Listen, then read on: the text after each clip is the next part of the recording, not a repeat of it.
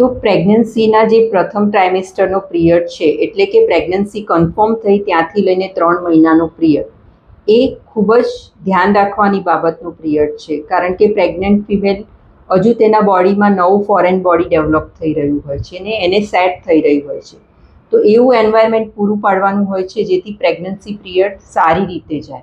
અને મેક્સિમમ જોઈએ છે કે કમ્પ્લેન આ પિરિયડમાં જ આવતી હોય છે અને મિસકેરેજ ને એબોર્શનના ચાન્સીસ પણ આ જ પિરિયડમાં હોય છે.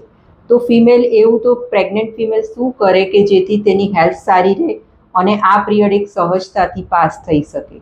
તો સૌથી પહેલું અગત્યની વસ્તુ એ છે કે આ પિરિયડ જે છે 3 મહિનાનો, તે એક અવ્યક્ત છે, એટલે કે હજુ આપણા બોડીમાં એ ફોરેન બોડી ડેવલપ થઈ રહ્યું હોય છે અને એ રિફ્લેક્શન ચાલતું હોય છે કે બોડી એને સ્વીકારે કે ન સ્વીકારે. તો આ સ્વીકાર ભાવ માટે ખાસ કરીને ફિમેલે એ ધ્યાન આપવાનું કે પોતાના બોડીમાં વાયુ અને પિત્તનું ઇનબેલેન્સ નહીં થવું જોઈએ, એટલે કે વાયુ પ્રોપર જળવાઈ રહેવો જોઈએ, જેથી ખાસ કરીને ગર્ભનો ગ્રો સારી રીતે થઈ શકે અને બીજી કોઈ એબનોર્માલિટી ન આવે. તો આના લીધે ખાસ કરીને વાયુ વધે નહીં તેવો ખોરાક લેવો ખૂબ જ જરૂરી છે. જે બી વાતવર્ધક ફૂડ છે, કે જેમ કે જોઈએ કે ઠંડુ ખાવું, વાસી ખાવું અને બીજું કે અધ્યસન કરવું, વારે વારે ખોરાક લેવો, ડાયજેશન નથી તો પણ ખોરાક લેવો, તો આ બધી વસ્તુ તે ટાળવી ખૂબ જ જરૂરી બની જતી હોય છે. આ પિરિયડમાં કેટલીક ફિમેલને ગેસ અને એસિડિટીની તકલીફ થતી હોય છે, જેના લીધે નોશિયા વોમિટિંગની કમ્પ્લેન રહેતી હોય છે. તો આ કમ્પ્લેન પણ ન રહે એના માટે સાતમ્યનું ધ્યાન આપવું ખૂબ જ જરૂરી છે. સાતમ્ય એટલે તમે જે ભાવે છે તે નહીં, તમારી બોડીને જે ફાવે છે તેવો ખોરાક લેવાનો છે. એટલે સ્પેશિયલી આયુર્વેદ કહે છે કે દૂધ અને સાતમ્ય આ ટાઈમે લેવું ખૂબ જ જરૂરી છે. એટલે કે દૂધની બધી પ્રોડક્ટ, દૂધ, ઘી, દહીં, માખણ, છાશ એ બધું લઈ શકો છો. સાથે તમારી પ્રકૃતિને અનુરૂપ તમને ખબર હોવી જોઈએ કે તમારી પ્રકૃતિ કઈ છે. પ્રકૃતિને અનુરૂપ તમે ડાયટ લો જેથી તમારી હેલ્થ સારી રહે.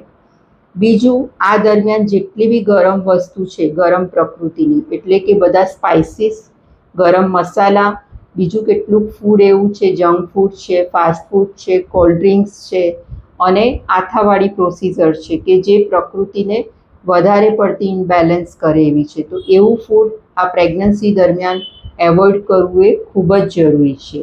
બીજું, કેટલીક ફિમેલે પ્રાઇમી પ્રેગ્નન્સી હોય છે, એટલે કે ફર્સ્ટ ટાઈમ પ્રેગ્નન્ટ થતી હોય છે, તો એ લોકોએ પણ એ ધ્યાન આપવું ખૂબ જ જરૂરી હોય છે કે આહારની સાથે સાથે વિહારનું પણ ધ્યાન આપે. વિહાર એટલે કે જે તે રોજિંદી એક્ટિવિટી કરે છે તે એક્ટિવિટી પણ યોગ્ય હોવી એ જરૂરી છે.